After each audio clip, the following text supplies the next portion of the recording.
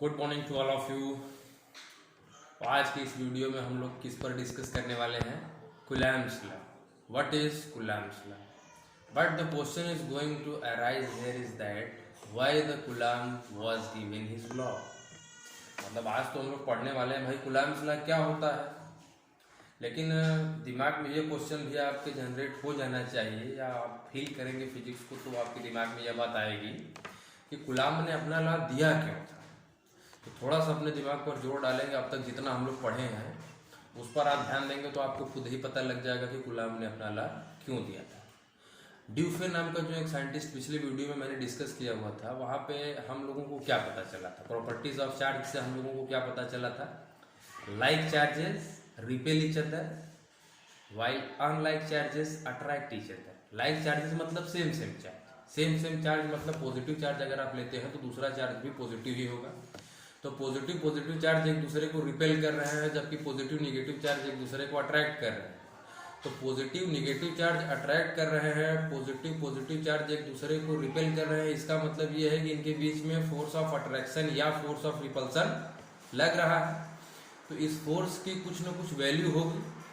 इसी वैल्यू को कैलकुलेट करने के लिए कूलम्ब ने अपना लॉ दिया था। तो अब आइए जान लेते हैं कि कूलम्ब का क्या लॉ है। कॉपी पर इसको समझ लेते हैं और इसके इक्वेशन को डिराइव कर लेते हैं।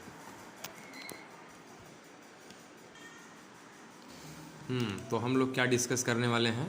कूलम्ब्स लॉ को। तो यहाँ पे लिख देते हैं कूलम्ब्स लॉ। तो सबसे पहले कूलम्ब्स ने क्या स्टेटमेंट दिया था, यानी कि कूलम्ब ने अपने लॉ में क्या कहा था, उस फोर्स की वैल्यू को कैलकुलेट करने के लिए कूलम्ब ने क्या स्टेटमेंट दिया? तो उन्होंने ये स्टेटमेंट दिया, द फोर्स ऑफ इंटरेक्शन। क्या कहा उन्होंने? आप कैसे लिखेंगे एग्जाम में ये भी देखते चलिए साथ में। The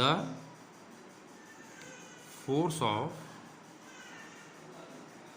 interaction between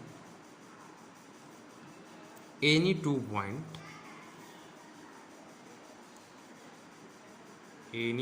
point charges is directly proportional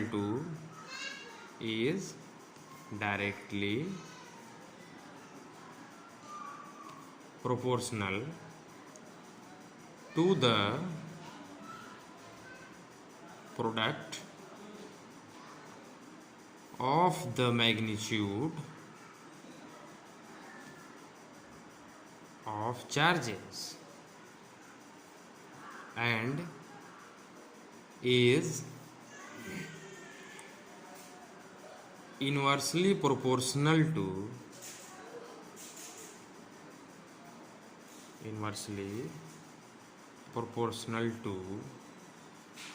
the product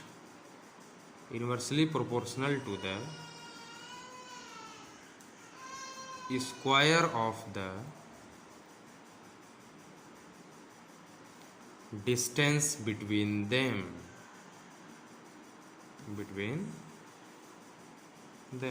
कहने का मतलब ये है कि कूलम्ब ने अपने लॉ में ये कहा कि अगर आपके पास कोई 2 पॉइंट चार्ज हैं, तो 2 पॉइंट चार्ज ही क्यों, बड़े बड़े चार्ज क्यों नहीं?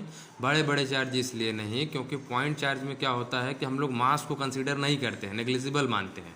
और अगर आप बड़ा चार्ज लेते हैं तो उस केस में उनका जो मास होगा वो इफेक्टिव हो जाएगा, यानी कि द्रव्यमान उनका प्रभावी हो जाएगा। जब द्रव्यमान प्रभावी हो जाएगा तो आप जानते हैं Newton's law of gravitational force of attraction से वहाँ पे एक और फोर्स एग्जिस्ट हो जाएगा। कौन सा फोर्स एग्जिस्ट हो जाएगा? Newton's law of gravitational force of attraction.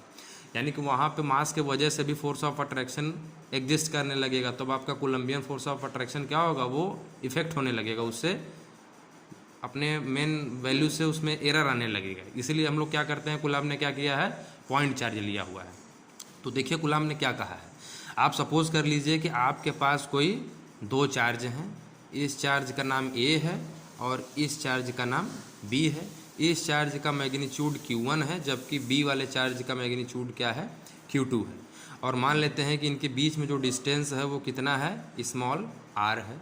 तब कूलम्ब ने ये कहा है कि भाई इन दोनों चार्ज के बीच में जो फोर्स ऑफ अट्रैक्शन या रिपल्सन, देखिए अट्रैक्शन या रिपल्सन दोनों को एक ही वर्ड में इस स्टेटमेंट में लिखा गया है। क्या लिखा गया है? इंटरेक्शन लिखा गया। इंटरेक्शन का मतलब ये हुआ कि अट्रैक्शन या रिपल्सन दोनों इसमें छिपा हुआ है। तो द फोर्स ऑफ अट्रैक्शन और repulsion between the two charges Q1 and Q2 is directly proportional to the product of the magnitude of charges. ध्यान देने वाली बात यह है कि चार्ज के साइन से मतलब हमें नहीं है, सिर्फ हमें क्या कंसीडर करना है? उसके मैग्नीट्यूड को कंसीडर करना है। तो अगर हम लोग मान लेते हैं कि इन दोनों चार्ज के बीच में जो फोर्स की वैल्यू है वो क्या है? F है। क्या लग रहा है? फोर्स F लग रहा है। तो ये जो फोर्स है वो डायरेक्टली प्रोपोर्शनल है किसके? Product of magnitude of charges. Product of magnitude of charges, तो दोनों का क्या कर दिए? प्रोडक्ट कर दिए। और चूंकि मैग्नीट्यूड है इसलिए इसके आगे माइनस वगैरह नहीं लिख रहे हैं। तो इसे क्या मान लिया गया? Equation number 1। फिर दूसरे स्टेटमेंट में इन्होंने क्या कहा है? दूसरे स्टेटमेंट में इन्होंने ये कहा है कि and is inversely proportional to the square of the distance between them. और यही जो फोर्स है वो एक और बातों पर निर्भर कर रहा है। किस बात पर निर्भर कर रहा है? यह जो फोर्स है वह इनवर्सली प्रोपोर्शनल है किसके? Square of the distance between them. तो इनके बीच में डिस्टेंस कितना है? देखिए square of the distance between them, यानी दोनों चार्जों के बीच में। तो ये क्या हो गया? इक्वेशन नंबर 2 हो गया। तो on combining equation number 1 and 2, first और सेकंड को हम लोग क्या करेंगे? कंबाइन करेंगे। तो क्या हो जाएगा? F is directly proportional to Q1 Q2 upon R²। अब हम लोग जानते हैं कि भाई प्रोपोर्शनलिटी, ये जो प्रोपोर्शनलिटी सिंबल है इसको रिप्लेस करेंगे हम लोग तो एक कांस्टेंट K आ जाएगा। तो क्या लिखेंगे? F is equal to K Q1 Q2 upon R²। जबकि K क्या है? Where K is proportionality constant, proportionality constant. और इसकी जो वैल्यू है, जो K की वैल्यू है, ठीक है, K की जो वैल्यू हो वो एक्सपेरिमेंटली कैलकुलेट की गई है। इसकी वैल्यू क्या है? K इज इक्वल टू 1 होता है in case of CGS system. CGS system मतलब सेंटीमीटर ग्राम सेकेंड सिस्टम में जो K की वैल्यू होती है वो क्या होती है? 1 होती है। और जबकि इसी K की वैल्यू 9 × 10⁹ न्यूटन मीटर स्क्वायर पर कूलम्ब स्क्वायर के बराबर होती है in case of international system of unit, यानी कि SI यूनिट में। ठीक है, SI यूनिट में K की वैल्यू ये होती है। और ये जो K का एक्सपेरिमेंटेड वैल्यू है, यानी K को और एक चीज़ और भी लिखते हैं, 1/4πε0 भी लिखा जाता है। क्या है ये? ε0 है। ठीक है। और ε0 को क्या कहते हैं? ε0 को क्या कहते हैं? Electrical permittivity in free space. देखिए ध्यान दीजिएगा इस बात को, फ्री स्पेस कहने का मतलब ये है कि ये जो चार्ज दो आपने कंसीडर किया हुआ था, अगर ये दोनों चार्ज के बीच में जो मीडियम है, ये जो मीडियम है, जो खाली स्पेस आप देख रहे हैं, अगर ये फ्री स्पेस होता है तब इस केस में यहाँ पे आप ε0 लिखते हैं। क्या लिखते हैं? ε के बगल में थोड़ा सा 0 लिखते हैं, इसे ε0 कहा जाता है। लेकिन अगर इन चार्जों के बीच में फ्री स्पेस न हो के मीडियम आ जाए तब यहाँ पे ε0 नहीं लिखा जाता। यह किससे रिप्लेस हो जाता है? एप्सिलॉन से रिप्लेस हो जाता है। यानी कि तब आपका जो कूलम्ब का एक्सप्रेशन है, ये जो कूलम्ब का आपका एक्सप्रेशन है, ये किस में चेंज हो जाएगा? इक्वेशन नंबर 3 ये जो आपका है, F is equal to 1/4πε Q1 Q2 upon R²। क्या किया गया है? ये जो आप K की वैल्यू देख रहे हैं 1/4πε0, बस इसे पुट कर दिया गया है इस इक्वेशन नंबर